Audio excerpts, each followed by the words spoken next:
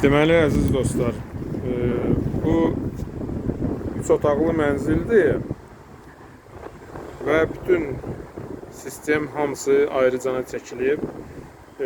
Metaloplast borusu ilə istər sular, soyuq su, isti su, istər də otopleniya sistemi. Hamısı ayrı-ayrı çəkilib, hər bir toçka ayrı-ayrı gəlir, balkona çıxır. Burada deməli bizdə suyun girişidir, ana liniya.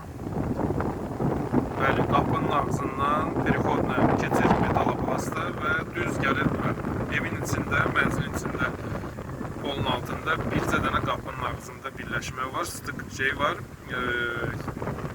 Yəni calaqda belə deyək də, yəni metal şeydə polipropilendən metaloplasta. Onun da heç bir qorxusu yoxdur, yəni. Ondan sonra bu girişdir deməli, kran, setka filtri. Bəli, burada vertikallidir, çünki mənə ehtiyac yoxdur burada horizontalını qoymaq. Sonra reduktordur, yəni bura manometr qoymaq. Sonra və imенно bu filtrə görə mənə yəni ehtiyac yoxdur bunu qoymaq. Filtrdir, 3 kolbalı atlas filtridir. Hələ qoşmamışım, çünki ev yəsinin köçməyini gözləyirəm. Nə vaxt köçəndə həmən vaxtı bu filtrdə istifadəyə veriləcək. Ayrı-ayrı kranlardır, yəni filtr üçün. Burada da bypass birbaşadır. İndi hal-hazırda su. Sonra buradan düşür. Deməli, bunlar hamısı, bu iki kollektor ancaq soyuq suya baxır. Bütün mənzildə 2 dənə hamamdır. Paltar yuyandır, qab yuyandır. Hamısı ayrı-ayrı gedir. Bunlar getdi. Ondan sonra su gəlir oradan, gəlir kombiyə.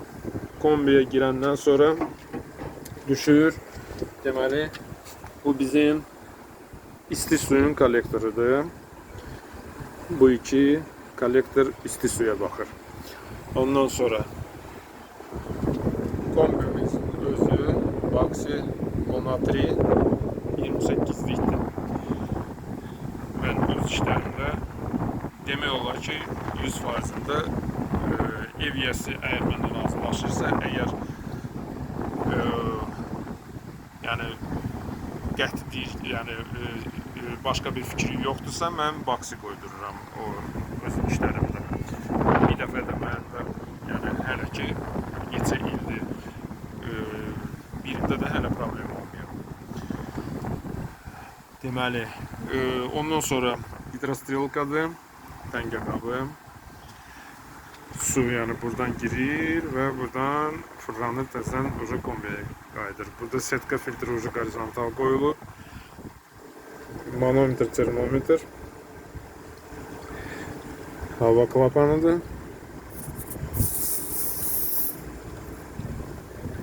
Ondan sonra bu isə deməli buradan uca gedir biri pola, biri isə radiator xəttlərinə. Nasos Grundfosdur. Əlbəttə ki, mən həmişə orijinal Grundfos qoydururam. O da çox gözəl bir nasoslardır. Yəni, даже problemli vəziyyətlərdə də dəfələrlə görmüşəm, yenə də işləyir, xarab olmurlar. Bunlar radiatorlar və 4 radiatordur və 2 dənə sıçrolkadır. Ondan sonra da bu da çöplü poldur. Çöplü pola mütləq smesitil qoyulmalıdır. Çünki biz radiatorlara 60 dərəcə versək, çöplü pola 60 dərəcə getməli deyil. Çöplü pola maksimum 50 ola bilər getsin, amma yaxşı olar ki 40-45 getsin. Burada təmizləməklə bunu belə fırlatmaqla nədir onun adı?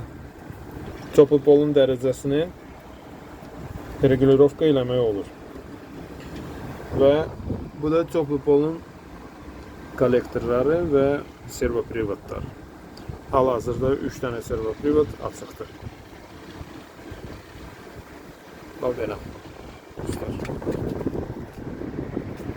Şimdi xoşunuza gəldirsə, like yerləşdirməyi unutmayın.